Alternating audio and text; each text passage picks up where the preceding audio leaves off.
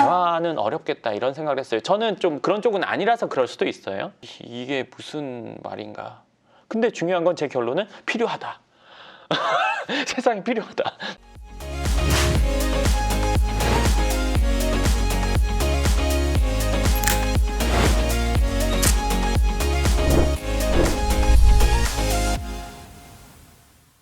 반갑습니다. 황 소장입니다. 오늘은 부동산 폭락하신다는 분들의 책을 사서 그 책을 보고 있거든요. 뭐랄까? 음모론에 쌓여 있다고나 할까? 그런 걸 많이 느꼈어요.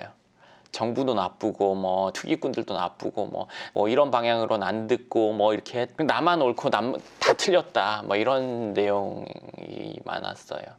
그리고 예상했던 것처럼 통계, 수치 이런 것들 엄청 나오더라고요. 뭐 세계적으로 어쩌고. 근데 그걸 보면서 하는 얘기는 지나고 나서 왜 그랬는지 이유를 갖다 대는 건 너무너무 쉬운 일이거든요. 그게 정확히 그렇게 됐다 알 수도 없어요.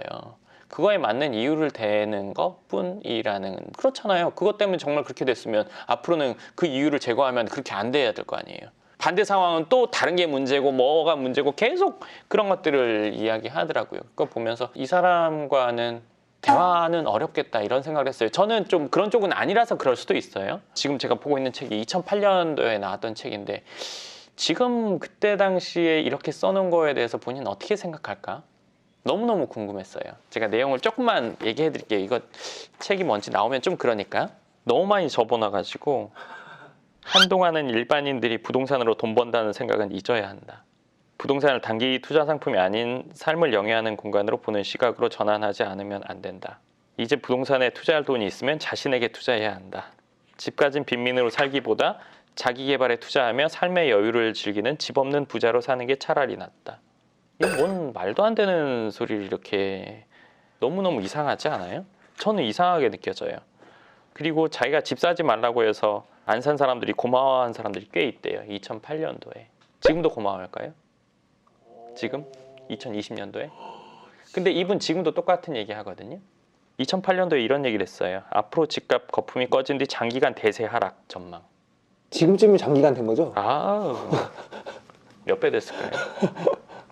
예, 수치 엄청나게 나와요. 또 세계적으로 뭐 다른 나라 어쩌고. 근데 저는 이 내용 한번 얘기해 보고 싶어요.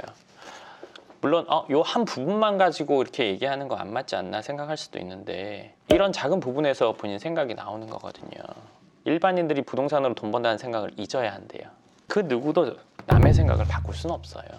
자녀도 내 맘대로 안 되잖아요. 친한 친구도, 부모님도 안 돼요. 타인을 내 생각대로 만든다는 거는 뭐 종교 지도자 가능할 수 있겠네요. 부동산에 투자할 돈이 있으면 자신에게 투자, 이 뭔 말도 안 되는. 부동산에 투자할 돈이라는 거는 보통 단위가 몇백만 원 단위가 아니잖아요. 적어도 몇 천에서 몇 억 단위예요. 그 당시도 그랬어요. 그거 나한테 투자하면 뭐 해요? 몇 천만 원 몇 억 가지고 나에게 투자한다? 그리고 잔고가 충분하지 않은데 그걸 나한테 쓸 수 있는 사람? 뭐 미래가 없는 사람, 뭐 시한부 인생 그럴 수 있겠네요. 그리고 여기 진짜 너무 예술이에요. 자기 개발에 투자하며 삶의 여유를 즐기는 집 없는 부자로 사는 게 차라리 낫다. 와. 집 없는 부자. 집 없는 부자? 집 없는 부자 가능합니까? 어떻게 이런 생각을 할 수 있죠?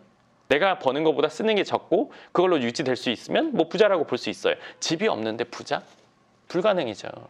제가 여기까지 보고 어떻게 이런 생각을 하고 이런 얘기를 쓰고 이게 당연시 된다고 생각을 할까? 계속 보고 있어요. 근데 보면서 기분이 되게 안 좋아요. 왜냐하면은 안 된다고 하는 내용에 대한 자료만 찾아서 하니까 다 부정적인 내용들이에요. 우리나라 반드시 망할 거야, 거품 꺼질 거야, 이거 막 다 이런 내용이에요. 그러니까 보면서도 기분이 되게 안 좋아요. 아무리 안 좋아도 그 중에서도 잘 되는 데는 늘 있단 말이에요. 우리는 그걸 찾는 게 중요한 건데 제가 여기까지 보고 생각한 건 이거였어요. 고맙다는 생각을 했어요.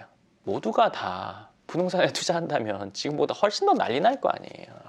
표현의 자유는 당연히 있는 거니까. 이 내용을 저는 말도 안 된다고 생각하겠지만 누구는 맞다고 생각하는 사람도 있을 거예요. 파레토의 법칙 8대2, 지금은 뭐 9대1 이렇게 돼 있잖아요. 그러면 소수가 여기 있고 다수가 여기 있어야 되죠. 다수가 여기 있어요, 지금. 그러니까 이 다수 때문에 하려고 하는 사람들이 할 수 있다. 이런 생각이 들었어요. 어떻게 보면 자산을 불리고 성장하려는 사람들에게 이런 책이나 이렇게 얘기해 주는 사람이 도움을 주는 거라고 생각이 들더라고요. 너무 이기적인가요? 근데 어떻게 해요? 그게 사실인데. 잘 되는 사람, 노력하는 사람 소수이기 때문에 이렇게 부정적으로 얘기하는 사람들이 하는 행동은 가만히 두고 기다리는 거예요. 검색 좀 하겠죠. 영어권 자료 뭐 이런 거 찾아보겠죠. 앉아서 가만히 딸깍딸깍 하면서 있을 거예요. 부동산 재테크 하려는 분들, 투자하려는 분들은 어떻게 해요? 직접 가서 알아보죠. 매물 보죠. 세입자와의 뭐 어떻게 하죠. 노력을 한단 말이에요. 그러는 사람들은 소수고 앉아서 이렇게 하고 이 사람들 말 믿는 사람이 다수인 거잖아요. 그 사람들에게 이런 이야기들이나 이런 이야기를 믿는 사람들은 사실은 도움을 주는 거죠. 기회를 제공하는 역할을 할 거예요. 안 하더라도 우리는 직접 가서 보긴 해야 된다고 저는 생각해요. 알고서 안 하는 것과 몰라서 못 하는 거는 다른 얘기니까요. 이런 내용들이 할까 말까 하는 사람들에게 행동을 못하게 하는 역할을 해준다고 저는 보거든요. 아, 내가 갖고 있는 것도 팔아야겠네. 떨어지니까. 그때 팔았던 사람 지금 다 이러고 있겠죠. 이런 류의 주장을 하는 것도 당연히 세상에 필요하다고 생각해요. 그래서 어떻게든 끝까지 읽어볼 거예요. 이것도 읽어보고 다른 책도 다 읽어볼 거예요. 이런 내용들이 결국에는 뭐 경제시장에서 반드시 필요하다 라고 생각해요. 비판하기보다는 나는 다른 생각을 갖고 있으니까 안 좋은 시장 상황에서도 좋은 거를 찾아내고 우리는 되는 방법을 찾아내는 거니까 그쪽으로 가면 되는 거고, 안 된다고 생각하는 사람들 다 가만히 있으면 되니까 얼음하고 있으면 되잖아요. 여기서 일로 넘어가는 거는 최소 5년, 10년은 걸려요. 아, 곧 떨어질 거야. 곧 떨어질 거야. 5년, 10년 하거든요. 그러다가 이제 주위에서 누가 뭔가를 사가지고 득을 보거나 하면은 저 나쁜 놈이야, 투기꾼이야 이렇게 한단 말이에요. 아, 나도 그때 투기꾼 할 걸. 근데 이미 시간이 지나서는 뭔가 할 수 있는 상황이 안 되는 거죠. 나도 뭐라도 해볼 노력을 하려고 하는 사람이 있고 세상 잘못된 방향으로 계속 가고 있네 하는 사람도 있어요. 뭐 많은 사람들이 모여서 세상을 바꿀 수도 있다고 생각해요. 아주 희박한 확률로요. 대부분의 경우에는 결정권자들이 세상을 바꾼단 말이죠. 저는 이렇게 생각해요. 내가 결정권자가 됐을 때 바꿀 수는 있어요. 그렇지 않으면 정해진 세상 안에서 어떻게 하면 내가 노력해서 목표를 도달할까 하는 게 맞다고 저는 생각하거든요. 국가가 내 말을 안 들어. 뭐 정책이 잘못됐어. 그래서 어떻게 할 건데요? 결정권자들이 다 마음대로 하는 거잖아요. 국민이 뽑은 대표. 그러면 정해진 틀 안에서 내가 어떻게 하면 노력을 해볼까 하는 게 발전하는 길이라고 생각해요. 아니면 내가 노력해서 그 결정권자가 되던가. 예를 들어서 내가 뭐 육상 선수예요. 육상 룰 내가 바꿀 수 있어요? 열심히 뛰는 거 말고 할 게 없어요. 그렇잖아요. 육상 룰이 잘못됐어. 심판한테 따지면 네, 레드카드 받죠.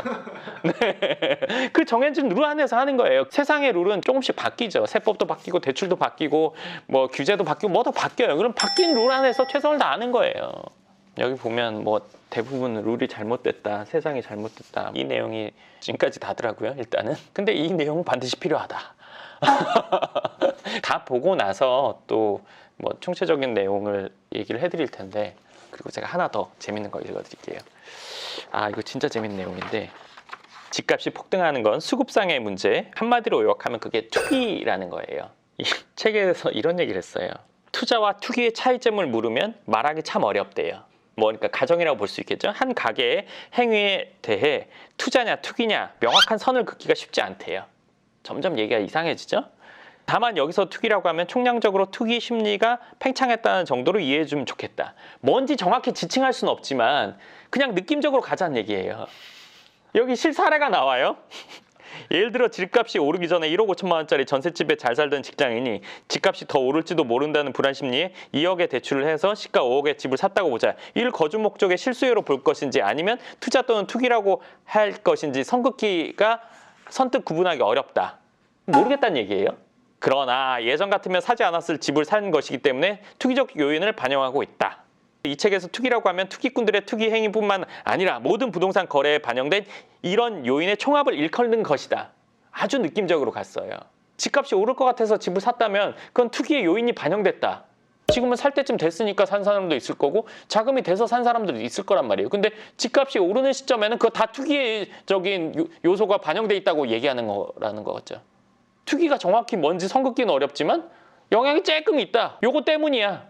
밥을 먹으면서 콩을 한 3알 넣었어요. 콩은 단백질이잖아요. 근데 이 사람이 꾸준히 운동을 했어요. 단백질 먹어서 제 몸 좋아진 거야. 단백질적인 요인이 있잖아. 이게 도대체 무슨... 콩 3알이 이 근육 형성에 영향은 있겠지만 운동을 열심히 한 게 더 큰 요인인데 제 몸 좋아진 건 이 단백질이 원인이 된 거야. 기본적인 가정이 궤변으로 시작하더라고요. 도대체 이게 무슨 말인가. 근데 중요한 건 제 결론은 필요하다. 세상에 필요하다. 매우 필요하다. 그런 생각이 들었어요. 이러한 분들이 주장을 해서 그 주장을 믿는 사람들이 집을 갖고 있다면 그 집을 팔게 될 거고 그런 것들이 매물로 나올 거니까요. 근데 사실 갖고 있는 사람들 중에 믿는 사람은 거의 극히 드물 거예요, 사실. 그러니까 제가 지금까지 본 내용은 이랬습니다. 물론 그거 한 문장 한 문장 다 따지면 맞는 책이 어디 있어 생각할 수도 있어요. 제가 쓴 책에도 그런 부분이 있을 수 있겠죠. 그렇지만 지금 얘기해드린 게 이 책의 일부예요. 전체 내용이 그래요. 결론을 정해놓고 이야기하는 그런 거, 그리고 결론에 필요한 것만 찾는 거. 근데 필요하다. 본인이 믿고 싶은 거 믿으면 된다. 이런 생각이 많이 들었어요. 제 생각을 좀 더 많이 밝힌, 거의 뭐 90% 이상 밝혔다고 봐도 무방할 것 같습니다. 너무 세게 얘기하는 거 아니야 이렇게 생각하실 수도 있는데 앞으로도 이런 방향으로 제 생각을 좀 더 깊게 표현하는 방향으로 가도록 하겠습니다. 이번 영상에 대해서 궁금하신 부분 있으시면 덧글 쓰시면 제가 그런 부분들을 즉시 반영해서 답변을 또 드리겠습니다. 그럼 이번 영상 여기까지 하도록 하겠습니다. 감사합니다.